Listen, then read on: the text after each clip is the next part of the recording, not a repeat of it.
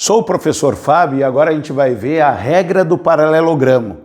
Esta regra facilita bastante quando nós temos dois vetores, então ela é para dois vetores. A gente vai unir os vetores pela origem, certo? E vamos formar um paralelogramo. Como o nome já diz, ó, paralelo. Vou traçar uma paralela a B, uma paralela ao vetor B e uma paralela ao vetor A.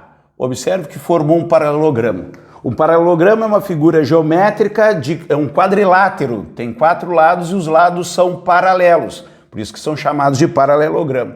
A minha resultante, ó, vai formar um ângulo alfa aqui e eu vou ter a resultante nesta posição, certo?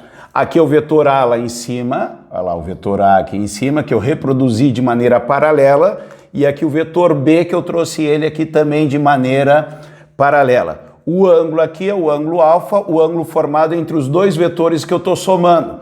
Observe que a resultante ao quadrado é o valor do A ao quadrado mais o do B ao quadrado, mais duas vezes o A vezes o B vezes o cosseno de alfa.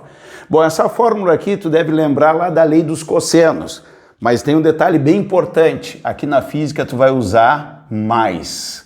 Ah, mas na matemática eu usava menos. Na matemática eu estava trabalhando com triângulos. Aqui eu estou com um paralelogramo. Então é a mesma formulazinha, só que o sinal de mais.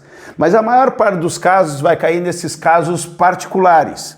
O primeiro, se os vetores estão no mesmo sentido.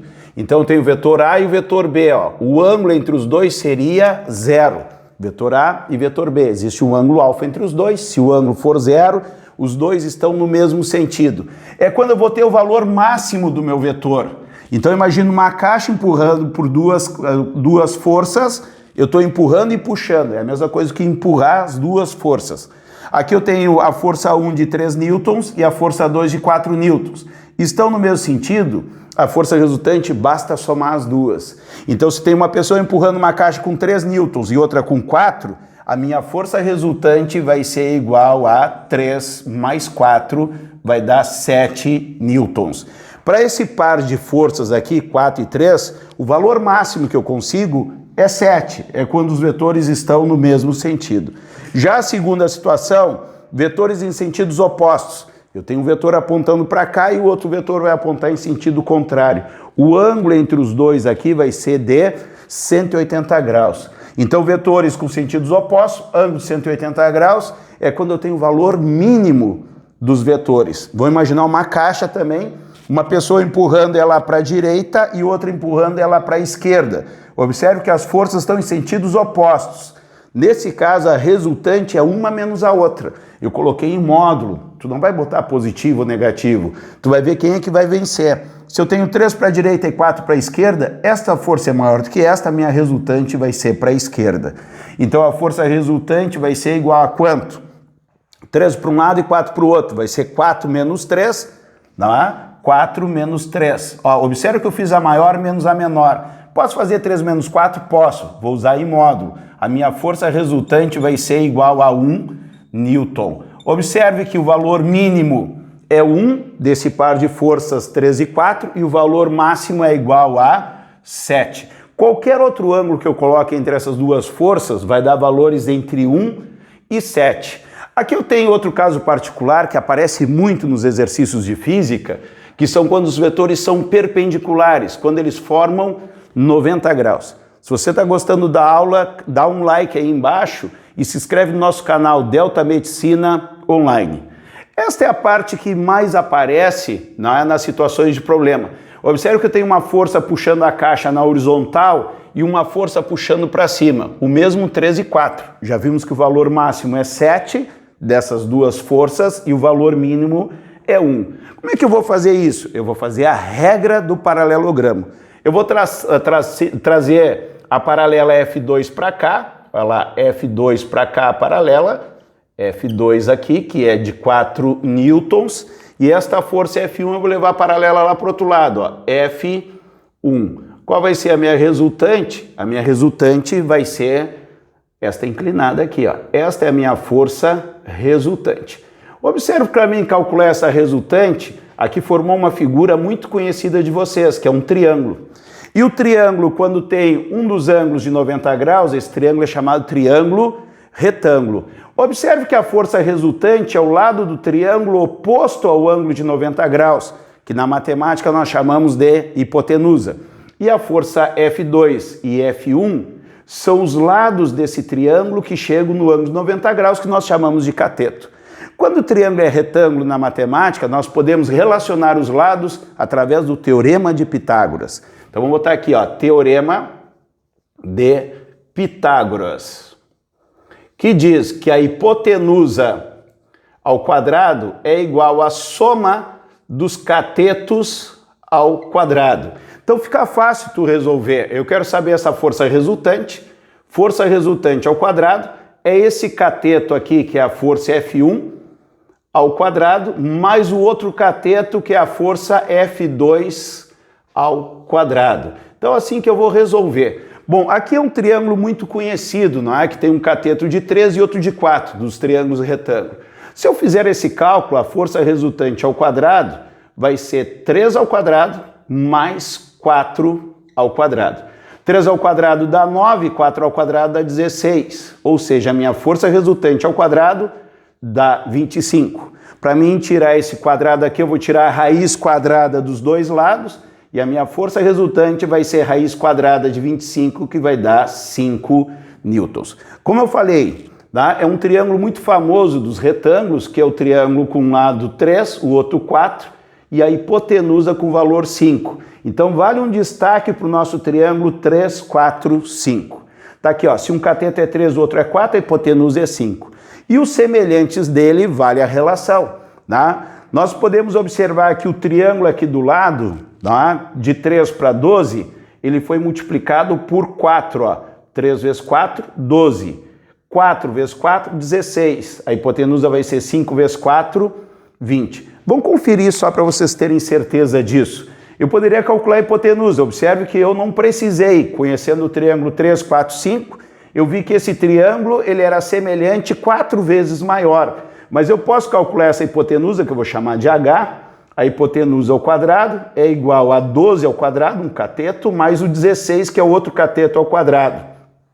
12 ao quadrado é 144. Mais 16 ao quadrado, eu vou fazer rapidamente aqui, vai dar 0,136. 6 vezes 2 vai dar 12, 6, 5, 256. Se ficar em dúvida, tu aplica, né? A gente tem uma videoaula mostrando como fazer raiz quadrada super rápido aqui e tu não perde tempo nenhum. Então tu tens a hipotenusa ao quadrado, eu vou somar isso aqui, vai dar 10, vai 1, vai dar 6 com 4 dá 10, vai 1, 400. Tira o quadrado, tá? Tira a raiz dos dois lados, que é a raiz de 400. Raiz de 400, a minha hipotenusa vai dar 20. Confirmando, tu vê, eu fiz todo um cálculo, né? Mas se eu percebesse que o triângulo era o 3, 4, 5, bastava ver que esse triângulo ele é 4 vezes maior nas suas dimensões lineares, eu evitaria esse cálculo todo. Outra coisa bem importante é a decomposição de vetores, tá? Lá a gente tem uma videoaula aí, são em três partes, né, de estática, e uma das partes lá da estática a gente usa muito a decomposição das forças, decomposição de vetores. Aqui eu tenho uma força formando um ângulo alfa com a horizontal. É muito comum marcar o ângulo com a horizontal, mas muitas vezes esse ângulo é marcado com a vertical. Então a gente tem que conhecer as duas possibilidades. Eu tenho uma força inclinada e observe que essa força eu estou puxando esse ponto aqui tanto para cima como para o lado direito. Então eu posso trocar essa força pela componente Fx, que seria esta aqui, componente Fx, e a componente Fy, que eu coloquei aqui em azul, ó, componente Fy. Então observe que essas duas forças aqui, Fx e Fy, vai fazer a mesma função do que a força em verde. A força em verde está puxando para cima e para a direita. Eu vou botar uma força para a direita e outra para cima. Quanto vale esses valores aqui? Tá? A gente não vai entrar na questão matemática das relações trigonométricas do triângulo retângulo. A gente vai usar essa frase aqui, ó, onde toca, coça. O que que significa? Tu vai olhar o ângulo e o ângulo vai tocar numa dessas componentes. Nesse caso, o ângulo está tocando em Fx. O Fx eu vou pegar a força e multiplicar pelo cosseno, porque onde toca, coça. Então, quanto é que vale o Fx? Vale a força, o ângulo tocou, coçou, cosseno de alfa. Já a força em y, o ângulo não toca, então é F, se toca é coça, coça de cosseno. Coça de cosseno. Se o ângulo não tocou, vai ser seno de alfa. Então a gente observa que o Fx é F cosseno de alfa e o Fy é F seno de alfa. Mas nem sempre o ângulo aparece nessa posição. O ângulo pode aparecer nesta posição aqui, ó, formando o ângulo com a vertical, com o eixo Y. Na hora de decompor, né, eu estou puxando o corpo tanto para a direita quanto para cima.